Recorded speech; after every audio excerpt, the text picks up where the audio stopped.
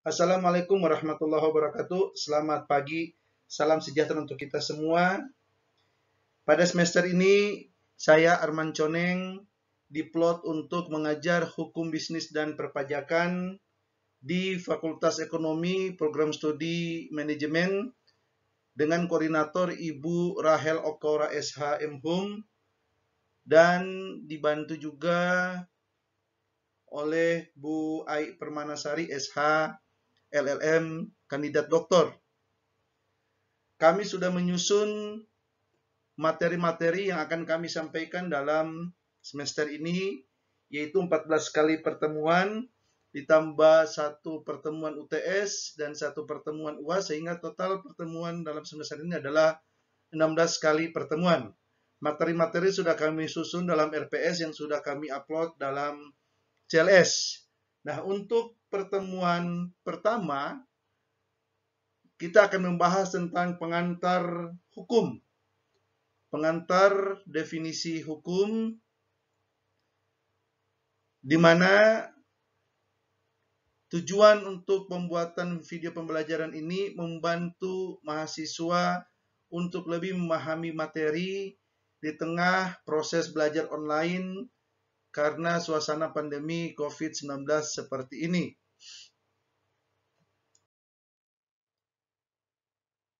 Pengertian hukum.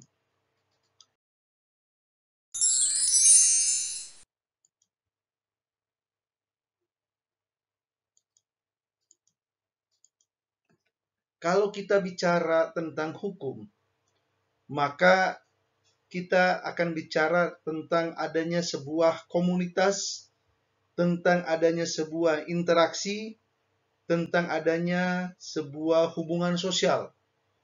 Karena ada satu slogan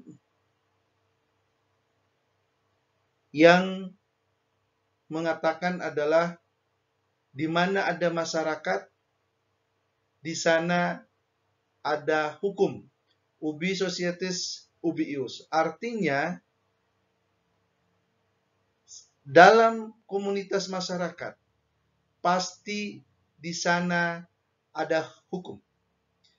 Ketika seseorang terdampar dalam sebuah pulau, dan hanya dia sendiri yang berada di pulau tersebut, maka dia bebas untuk berbuat apa saja. Tetapi ketika ada lagi orang yang terdampar di pulau tersebut, sehingga yang terdampar di pulau tersebut sudah lebih dari 1 orang, maka sudah ada interaksi antara orang-orang yang terdampar di sana, maka secara tidak langsung akan ada hukum yang tercipta di antara orang tersebut. Karena sekali lagi, manusia adalah makhluk sosial, dan dalam komunitas masyarakat tidak mungkin kalau tidak ada hukum. Oleh karena itu, ada yang menafsirkan hukum adalah aturan-aturan perilaku yang dapat diberlakukan atau diterapkan untuk mengatur hubungan antar manusia atau antar manusia dengan masyarakatnya. Sampai sekarang tidak ada definisi hukum yang paling lengkap, tetapi definisi hukum itu mengikuti perkembangan zaman.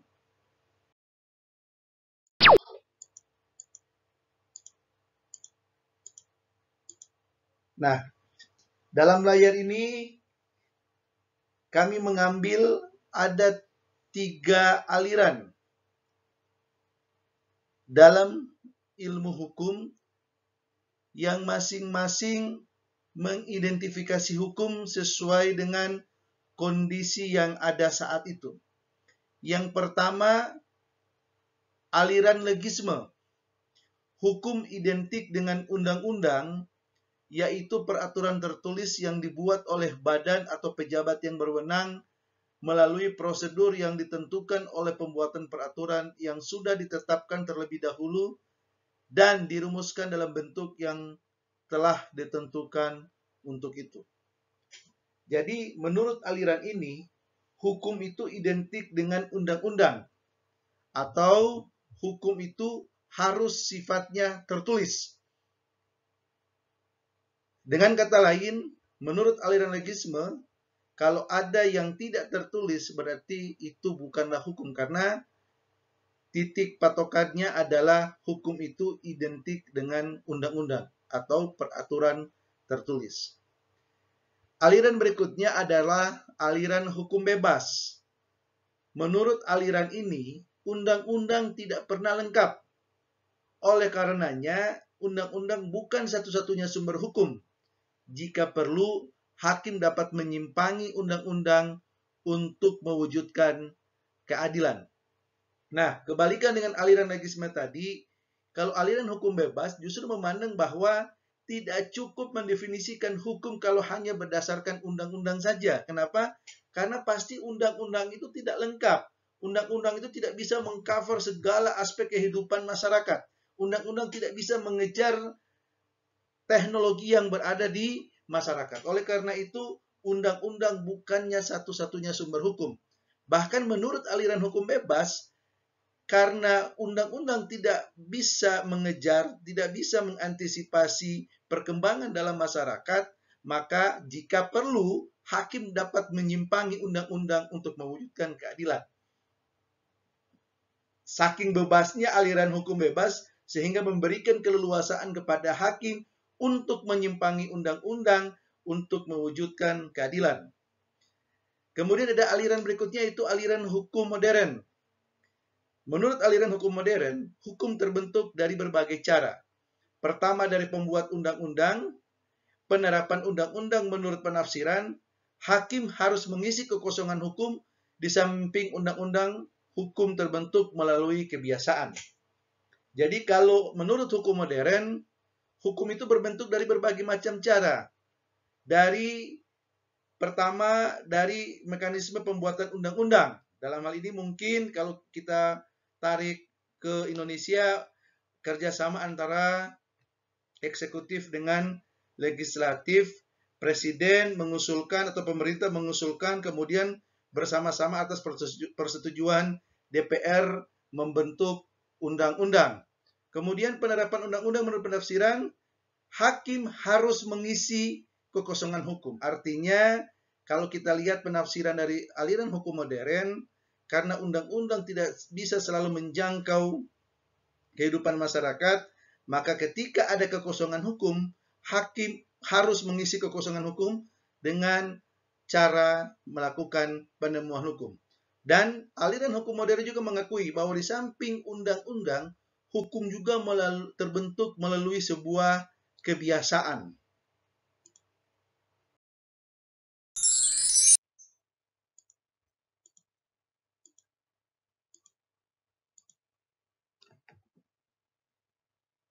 Sekarang saya mengambil 3 pakar atau 3 ahli yang memberikan definisi hukum, di mana kita bisa lihat definisi hukum yang diuraikan oleh ahli ini sangat tergantung pada zaman dia hidup. Pertama adalah Cicero dari Romawi, Marcus Tullius Cicero. Apa yang dia katakan? Hukum adalah akal tertinggi yang ditanamkan oleh akal dalam diri manusia untuk menetapkan apa yang boleh dan apa yang tidak boleh dilakukan. Kalau kita lihat definisi dari Marcus Tullius Cicero ini, sangat kental ilmu hukum itu kaitannya dengan masalah filsafat. Kenapa? Karena zaman Cicero, filsafat lagi berada pada zaman keemasannya. Sehingga menurut Cicero, hukum adalah akal tertinggi yang ditanamkan oleh akal dalam diri manusia untuk menetapkan apa yang boleh dan apa yang tidak boleh dilakukan. Berbeda halnya ketika Rudolf von Zering dari Jerman memberikan definisinya tentang hukum. Hukum adalah keseluruhan peraturan yang memaksa yang berlaku dalam suatu negara. Kita lihat sangat jelas perbedaan definisi, di mana kalau Cicero menekankan pada filsafat, sedangkan kalau Rudolf von Zering kita tahu dia hidup di zaman pertengahan, saat itu zaman penjajahan, zaman kolonialisme dan sebagainya sedang marak-maraknya, sehingga definisinya terkesan sangat memaksa bahwa hukum adalah keseluruhan peraturan yang memaksa yang berlaku dalam suatu negara. Artinya kekuasaan power negara sangat besar dalam definisi hukum yang diajukan oleh Rudolf van Zering. Dan yang terakhir, ada seorang tokoh hukum yang kemarin baru meninggal dunia, Profesor Mohtar Kusumaatmadja, guru besar Universitas Pajajaran, seorang ahli hukum, seorang diplomatik, seorang negarawan. Beliau memberikan sebuah definisi hukum yang mungkin sampai saat ini khususnya untuk pendidikan hukum di Indonesia dianggap definisi hukum yang paling lengkap untuk saat ini. Apa yang beliau kemukakan tentang definisi hukum, hukum tidak hanya perangkat kaidah dan asas-asas yang mengatur kehidupan manusia dalam masyarakat, melainkan mencakup pula lembaga-lembaga dan proses-proses untuk mewujudkan hukum itu dalam kenyataan. Kalau kita lihat definisi yang dikemukakan oleh Pak Mohtar Kusumaatmadja ini menunjukkan definisi hukum ketika negara dalam keadaan damai, negara dalam keadaan tidak dijajah, sehingga isinya menggambarkan bahwa ada harmonisasi dalam hukum itu, yaitu gabungan antara perangkat kaidah dan asas, kemudian lembaga-lembaga penegak hukum itu sendiri, dan juga ada proses-proses hukum untuk mewujudkan hukum itu dalam kenyataan. Jadi menurut Prof. Mohtar, hukum itu selain berbicara tentang kaidah dan asas, juga terkait dengan lembaga-lembaga atau aparat penegak hukum. Kemudian yang ketiga adalah tentang proses atau mekanismenya. Dan ini yang saya bilang tadi, untuk sekarang dianggap sebagai definisi hukum paling lengkap. Walaupun kita tahu bahwa definisi hukum itu tidak ada yang sempurna, akan selalu terus berubah sesuai dengan perkembangan zaman.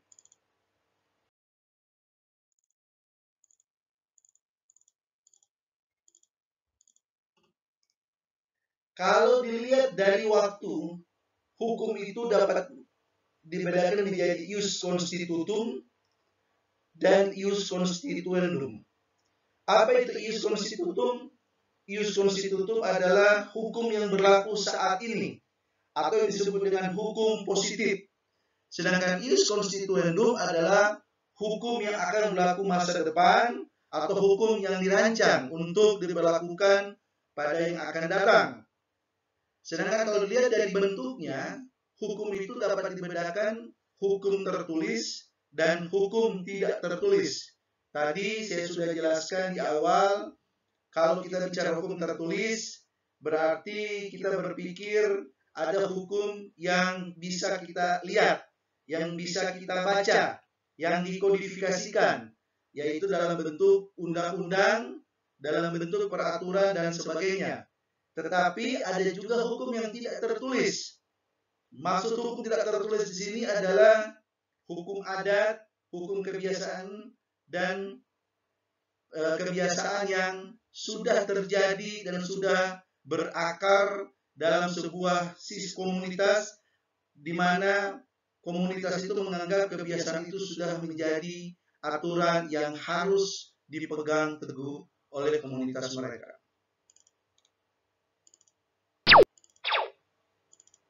Sedangkan hukum tertulis sendiri ada yang dikodifikasikan, ada yang tidak dikodifikasikan. Kita tahu hukum tertulis yang dikodifikasikan seperti Kitab Undang-Undang Hukum Perdata (KUHP). Terus kemudian Kitab Undang-Undang Hukum Dagang, Kitab Undang-Undang Hukum Pidana, dan sebagainya. Sedangkan yang tidak dikodifikasikan adalah aturan-aturan yang berdiri sendiri, contohnya seperti undang-undang perkawinan dan sebagainya.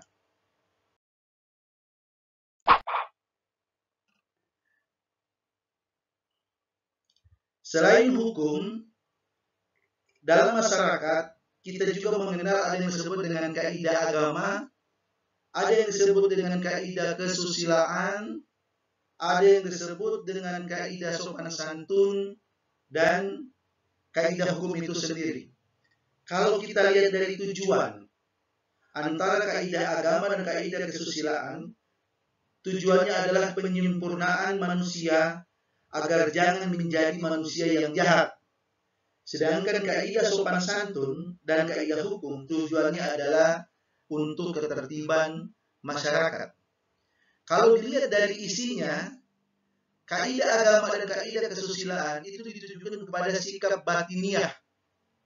Sedangkan kalau kaidah sopan santun dan kaidah hukum ditujukan kepada sikap lahir. Artinya sesuatu yang bisa kita lihat. Sedangkan kalau asal usul, kaidah agama jelas dari Tuhan, kaidah kesusilaan dari diri sendiri, kaidah sopan santun dari masyarakat secara tidak resmi, dan kaidah hukum dari masyarakat secara resmi.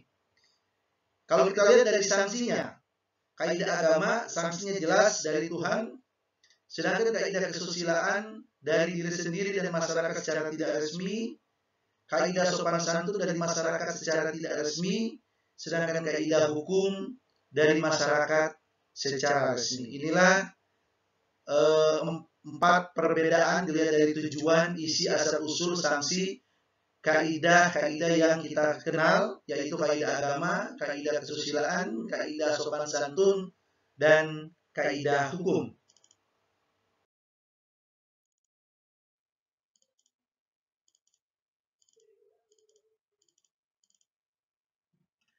Kalau kita berbicara apa sih sebenarnya menjadi tujuan hukum, ada beberapa teori yang mengajarkan tentang tujuan hukum. Yang pertama yaitu teori etis. Menurut teori etis, tujuan hukum semata-mata untuk mewujudkan keadilan. Hukum bertujuan untuk mewujudkan keadilan. Sedangkan menurut teori utilitis, hukum ingin menjamin kebahagiaan terbesar bagi manusia dalam jumlah yang sebanyak-banyaknya. Jadi hukum harus memberikan kemanfaatan. Hukum harus memberikan kebahagiaan terbesar bagi manusia dalam pelaksanaannya. Dan terakhir, menurut teori campuran, tujuan hukum itu adalah untuk mencapai ketertiban. Kebutuhan akan ketertiban sebagai syarat pokok suatu masyarakat yang teratur. Di samping itu, tujuan lain daripada hukum adalah tercapainya keadilan yang berbeda-beda dari isi dan ukurannya menurut masyarakat dan zamannya. Ini salah satu yang mendukung teori campuran ini adalah Profesor Mohtar Kusuma Atmaja.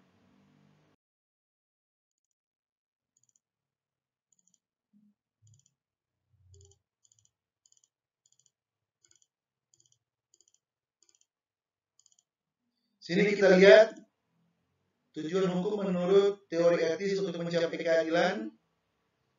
Sedangkan kalau dijabarkan lagi, tujuan hukum pertama untuk mencari keadilan, untuk kepastian hukum, tujuan hukum untuk kemanfaatan dan kedaya gunaan. Sedangkan kalau kita bicara tentang keadilan, keadilan itu ada yang disebut dengan keadilan distributif dan ada yang disebut dengan keadilan komutatif. Keadilan distributif yaitu keadilan yang memberikan kepada tiap orang jatah orang menurut jasanya. Jadi menurut teori keadilan distributif, setiap orang itu mempunyai jatah sesuai dengan jasa-jasanya. Tapi menurut teori komutatif, orang itu akan diberikan segala sesuatu sama rata, tidak mengingat jasa-jasanya. Nah ini kalau kita berbicara teori keadilan memang agak susah untuk diwujudkan karena adil untuk satu orang belum tentu adil bagi orang lain. Tetapi kalau kita berbicara tentang kepastian hukum, kalau kita berbicara tentang kemanfaatan hukum, kalau kita bicara tentang ketertiban, ada yang mengatakan tujuan hukum lebih kelihatan real. dibandingkan dengan tujuan hukum untuk mencapai keadilan.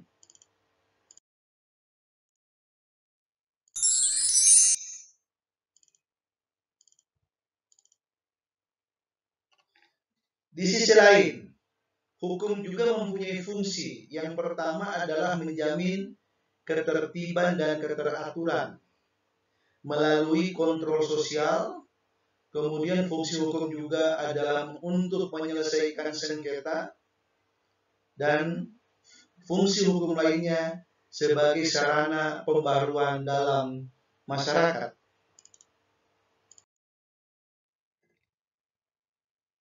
Roscoe pernah mendefinisikan kepentingan sebagai suatu tuntutan atau hasrat yang ingin dipuaskan oleh manusia, baik secara individu ataupun kelompok ataupun asosiasi. Dan ketika kita berbicara kepentingan, setiap orang mempunyai kepentingan berbeda-beda. Itulah kenapa harus ada hukum untuk membatasi kepentingan agar kepentingan yang satu tidak menyalahi kepentingan yang lain. Roscoe juga membedakan berbagai macam kepentingan yang harus dilindungi oleh hukum, yaitu kepentingan pribadi, kepentingan umum, dan kepentingan sosial dan masyarakat.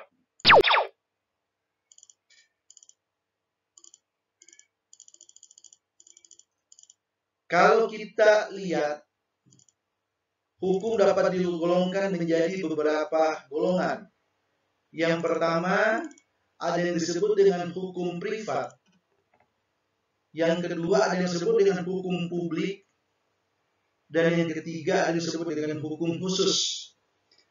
Kalau kita berbicara hukum privat, berarti kita bicara hukum yang lebih pada kepentingan seseorang atau badan usaha, badan hukum perdata, yaitu terkait tentang hukum perdata dan terkait dengan hukum dagang. Aspek individualitasnya sangat tinggi dalam hukum privat. Kebalikannya dengan hukum publik. Kalau kita berbicara hukum publik, berarti kita bicara hukum dalam arti negara ikut campur dalam hal penegakan hukumnya, negara ikut campur, negara ikut andil dalam penerapan hukumnya. Contohnya seperti hukum tata negara, hukum tata usaha negara, hukum pidana, dan hukum acara. Sedangkan kalau kita bicara tentang hukum khusus, maka di situ ada yang disebut dengan hukum ekonomi, ada yang disebut dengan hukum pajak, ada yang disebut dengan hukum perburuan, dan sebagainya. Jadi ini adalah contoh penggolongan hukum berdasarkan hukum privat, hukum publik, dan hukum khusus.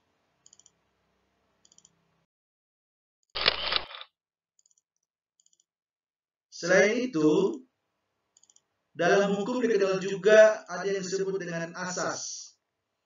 Asas dalam ilmu hukum hanya bersifat mengatur dan eksplikatif atau menjelaskan. Tujuannya adalah untuk memberikan ikhtisar tidak normatif sifatnya dan tidak termasuk hukum positif. Jadi dalam hukum ada beberapa asas yang kita kenal. Yang pertama, misal nullum delictum nulla poena sine previa lege punale. Artinya ini yang sering disebut dengan asas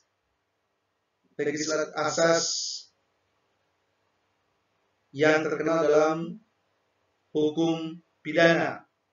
Tidak dihukum seseorang kecuali sudah ada aturan yang mengaturnya. Asas legalitas. Kemudian yang kedua adalah asas in dubio pro reo. Ini juga dalam hukum pidana, khususnya dalam hukum acara pidana, artinya ketika hakim ragu untuk memutuskan sesuatu, maka ambillah hal yang paling menguntungkan posisi terdakwa. In dubio pro reo. Yang ketiga adalah unus testis, nullus testis. Ini dikenal dalam praktek hukum acara, dalam pembuktian. Artinya satu saksi bukan saksi. Kenapa? Bahwa dalam hukum pembuktian, khususnya keterangan saksi, saksi itu minimal 2 orang. Tetapi ketika ada saksi hanya 1 orang, menurut asas ini, unus testis, nullus testis. Satu saksi bukanlah saksi. Dan contoh asas berikutnya adalah pacta sunt servanda. Artinya apa? Kesepakatan yang dibuat oleh para pihak itu mengikat bagaikan undang-undang dan harus dilaksanakan dengan penuh iktikat baik. Jadi sekali lagi, dalam hukum ada beberapa asas. Di antaranya asas legalitas, nullum delictum, terus kemudian indubio pro reo dalam hukum pidana, terus unus testis dalam hukum pembuktian, dan pacta sunt servanda dalam hukum perjanjian.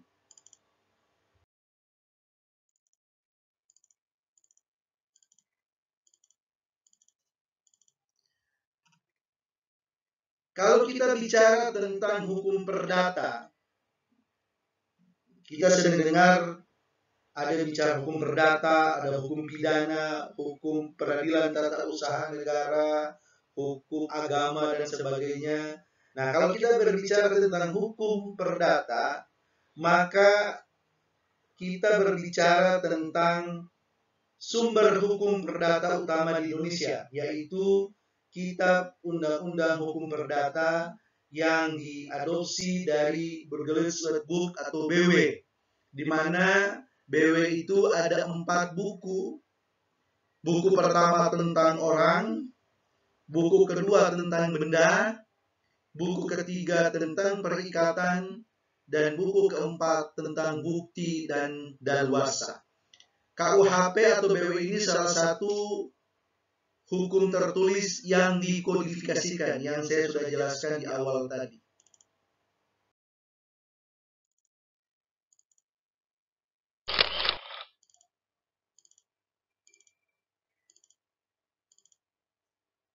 Kalau kita bicara sumber hukum, maka sumber hukum juga kita dapat bagi menjadi 2 sumber pokok utama. Yang pertama, sumber hukum material, dan yang kedua adalah sumber hukum formil.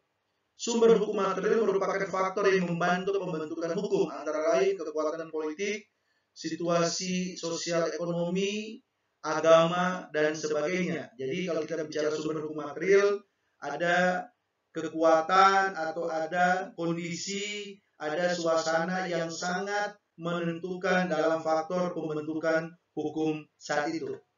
Misal tahun 98 ketika krisis moneter yang sangat terkenal saat itu, Krismon, ada beberapa aturan yang dibuat dengan dasarnya sumber hukum materialnya adalah kondisi Indonesia yang saat itu tengah mengalami krisis moneter tahun 98-99. Salah satu undang-undang yang dibuat pada tahun itu, tahun 98-99 adalah undang-undang anti monopoli. Itu sangat kental dengan kondisi perekonomian kita yang lagi krisis saat itu. Itulah disebut dengan sumber hukum material, kondisi yang mendasari untuk pembentukan hukum formil. Sedangkan dimaksud dengan sumber hukum formil yaitu undang-undang, kebiasaan, traktat, jurisprudensi. Itu sumber hukum formil.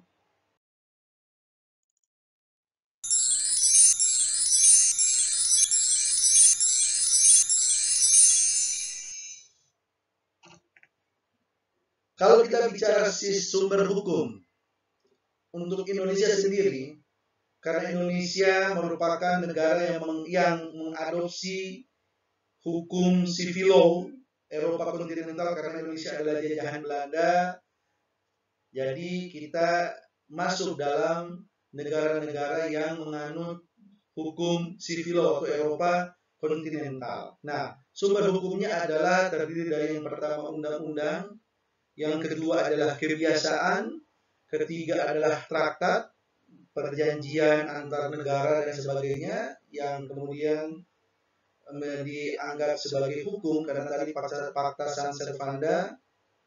Kemudian jurisprudensi, putusan pengadilan. Kemudian yang adalah doktrin, yaitu pendapat para ahli yang diakui kepakarannya. Yang terakhir adalah penemuan hukum.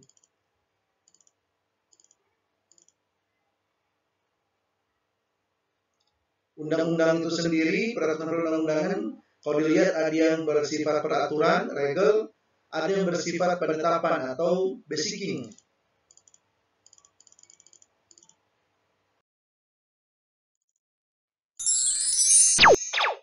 Sedangkan kalau kita bicara sistem hukum common law atau sistem hukum yang berlaku di daerah Inggris dan jajahannya termasuk Amerika, Australia dan sebagainya, maka sumber hukum mereka adalah pertama jurisprudensi atau putusan pengadilan, kemudian statuta law yang kalau kita di civil law bisa dikategorikan sebagai undang-undang, kemudian custom, kebiasaan, kemudian reason atau akal sehat. Nah, di sini kita lihat sedikit perbedaan antara common law dengan Eropa kontinental. Kalau Eropa kontinental, sumber hukum utamanya adalah undang-undang atau peraturan perundang-undangan, di mana jurisprudensi tidak terlalu menjadi sumber rujukan utama di civil law, jadi bisa disimpangi oleh hakim.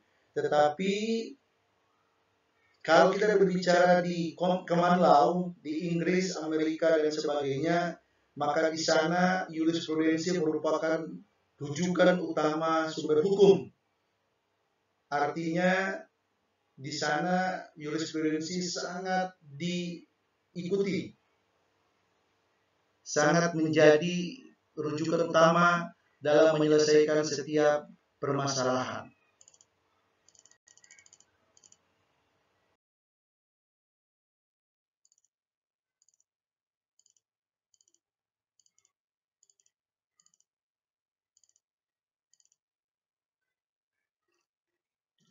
Kalau kita berbicara tentang hukum itu sendiri, maka tidak lebih ada 3 hal yang terkandung dalam kaidah hukum. Yang pertama, berisi tentang perintah atau keharusan. Yang kedua, berisi tentang larangan. Dan yang ketiga, berisi tentang hal-hal yang diperkenankan.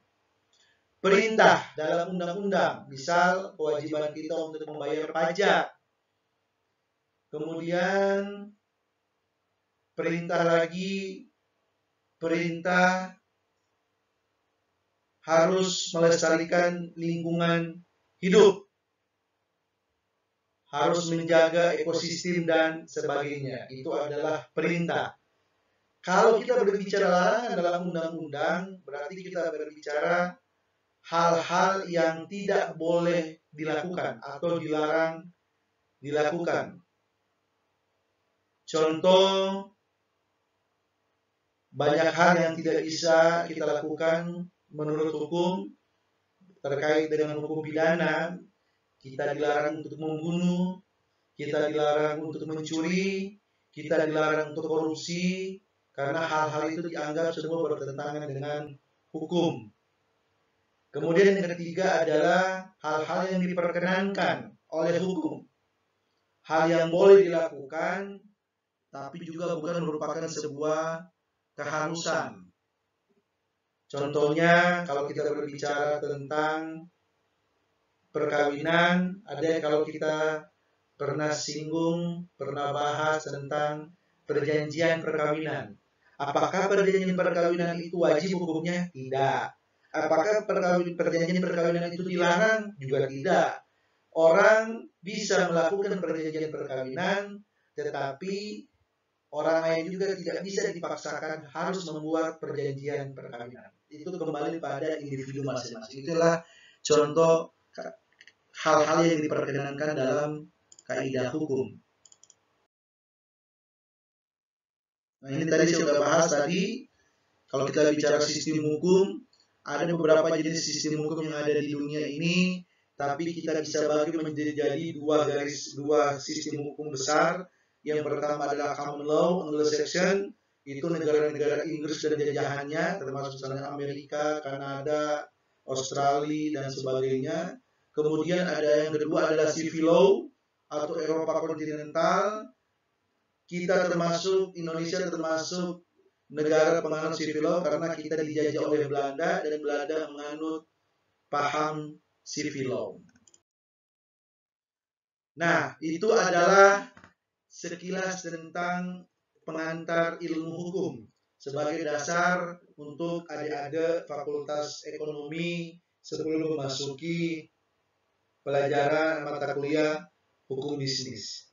Sekarang kita masuk pada definisi hukum bisnis. Kalau kita berbicara hukum bisnis, berarti kita berbicara salah satu cabang hukum yang makin ke sini makin menjadi sebuah tren. Karena berbicara hukum bisnis berarti berbicara suatu cabang hukum yang sangat luar biasa, karena itu terkait dengan kehidupan kita sehari-hari, di mana aturan-aturan berlaku dapat dilakukan dan diterapkan untuk mengatur hubungan antara manusia dan masyarakat, khususnya terkait dengan masalah bisnis.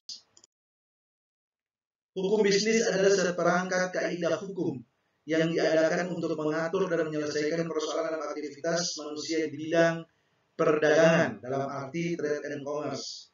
Unsur terpenting dalam suatu aktivitas itu adalah persetujuan bisnis, perdagangan di antara para pelaku bisnis, pengusaha, perusahaan, bank, dan sebagainya, mengenai berbagai transaksi bisnis, produksi, transportasi, penjualan, distribusi, dan bahkan konsumsi. Jadi hukum bisnis ini kalau kita bicara secara sederhana, hukum yang terkait dengan masalah perdagangan, hukum yang terkait dengan masalah jual beli, hukum yang terkait dengan masalah sewa menyewa, hukum yang terkait dengan masalah ekonomi dan sebagainya, itu disebut dengan hukum bisnis. Masyarakat membutuhkan aturan hukum yang memungkinkan para anggotanya untuk membuat dan melaksanakan persetujuan bisnis. Aturan hukum dibutuhkan karena pihak yang terlibat dalam persetujuan bisnis itu membutuhkan sesuatu yang lebih kuat dari sekedar janji yang beretikat baik, dan masing-masing pihak saling kepercayaan di antara mereka untuk melaksanakan isi persetujuan. Jadi kalau kita berbicara hukum bisnis, maka ada kekhususan lagi dalam hukum yang tidak mungkin terlepas dari hukum bisnis. Artinya, bisnis tidak mungkin dapat dilakukan tanpa melalui sesuatu hal. Apa itu? Itulah yang kita sebut dengan perjanjian. Tidak ada bisnis yang tanpa didahului dengan sebuah perjanjian. Sekali lagi, tidak ada hubungan bisnis yang tanpa didahului dengan sebuah perjanjian, baik secara tertulis ataupun tidak tertulis. Ada yang mengatakan, oke lah, kalau melibatkan orang lain pasti ada perjanjian. Oke. Tapi Pak, kalau seandainya kita berbicara perusahaan keluarga atau kita sebagai pemilik perusahaan tunggal, bisa nggak perusahaan itu atau bisnis kita bisa kita jalankan tanpa melalui sebuah perjanjian? Kata saya tetap tidak bisa. Kenapa? Secara manusiawi, kemampuan orang itu terbatas. Tidak mungkin dia bisa menjalankan profesinya secara sendiri. Kalau dia pemilik perusahaan, apakah mungkin dia akan menjalankan roda perusahaan itu sendiri? Pemilik perusahaan merangkap manajer perusahaan, merangkap pegawai perusahaan, kan tidak mungkin. Walaupun dia perusahaan itu milik pribadi, tapi tetap dia akan memperkerjakan orang lain sebagai pegawainya. Nah, antara dirinya sebagai pemilik dengan orang lain sebagai pekerja atau sebagai pegawai, itu diikat dengan sebuah perjanjian. Jadi sekali lagi, tidak ada bisnis yang tidak didahului dengan adanya perjanjian. Oleh karena itu, kita akan membahas dalam video berikutnya tentang perjanjian dan hukum perjanjian yang merupakan inti dari hukum bisnis. Kenapa saya bilang inti dari hukum bisnis? Karena kalau kita tidak kuat dengan hukum perjanjian, kalau kita tidak kuat dengan perjanjian, maka biasanya bisnis kita akan berantakan. Kenapa? Karena bisnis itu dimulai dengan adanya sebuah perjanjian. Banyak yang bisnisnya hancur karena menyepelekan perjanjian, karena tidak paham dengan hukum perjanjian. Tapi ketika ada orang yang paham dengan hukum perjanjian, dan dia memegang teguh, menjalankan itu dengan itikat baik, maka bisnisnya akan baik-baik saja. Jadi sekali lagi, tidak ada bisnis yang tanpa didahului sebuah perjanjian. Kita akan lanjutkan pembuatan video pembelajaran untuk mahasiswa ekonomi agar lebih bisa memahami hukum bisnis dan perpajakan dalam semester ini. Terima kasih, selamat pagi, assalamualaikum warahmatullahi wabarakatuh.